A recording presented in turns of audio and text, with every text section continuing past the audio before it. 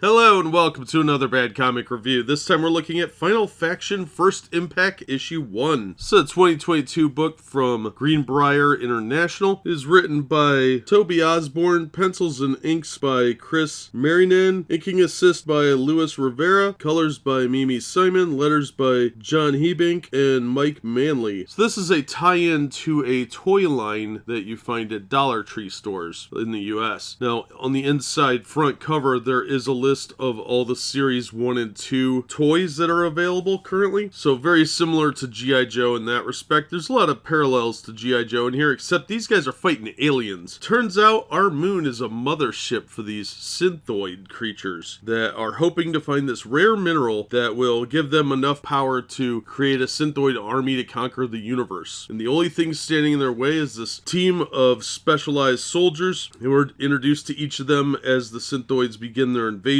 as they come from slumber, and we see the different types of aliens and the different types of heroes and what they can do. And this one guy's got cyber arm, there's this crippled kid that could control a robot, and each of the other members of the team has a special ability or is an expert in something. There's even a dog named Churro that can control this robot dog. Then we see them work as a team to fight the aliens. Overall, it was a very straightforward story, very simplistic, but it's aimed at, I would say, elementary to middle school. And I think it works great for that. The art's not my favorite. It's kind of a hybrid style, very Silver Age look to it, but it did work for what they were trying to do. And considering this book was only $1.25 at a Dollar Tree, I didn't feel cheated for my money. It was actually better written than quite a lot of modern comics, but it definitely has a very Silver Age feel to it because it really is aimed at younger audiences like most Silver Age stuff. So if you like that type of writing, or you have a kid that wants to get into comics or just play with the toys, this would be a good way to get them to read and maybe add a little bit to their toy experience, because the action figures are for sale at Dollar Tree as well. I think the most expensive thing is a $5 vehicle. The rest are the regular Dollar Tree prices, and there's a lot of accessories and stuff too that you can get for different people, that sort of thing. So it's a good cross promotional item, but I was actually surprised by how well written it was for the age demographic. It doesn't talk down to the kids, but it is at a point where the dialogue does work well for that age demographic, to the type of kids that would be interested in action toys. There's a cutesy dog, there's a kid, and a bunch of specialist military people. So definitely checks a lot of boxes, and really is a pretty decent book for the target demographic. So if you're looking for something to get a kid so you can buy a whole bunch of stuff that they can play with, I would say pick up the comic and some of the figures and give them something to do, because they can reenact scenes from the comic or create their own adventures. But overall, I think they did a good job establishing who the people were and what their skill sets, and giving them brief backstories that were pretty fun. And the bad guys look cool, so overall I thought it was a pretty fun book. So I'm going to recommend it. If you're looking for a modern G.I. Joe replacement for younger kids, this might be for you. I do like the cover too. It did get me to buy the book because I was like, oh, that looks action adventure. And sure enough, it was. That's going to do it for this one. Thank you so much for listening and supporting the channel. If you enjoyed the video, please hit the like button, and don't forget to subscribe so you don't miss future reviews. If you'd like to help the channel out in other ways, links are in the description to various support methods, and as always, we hope to see you on the next one.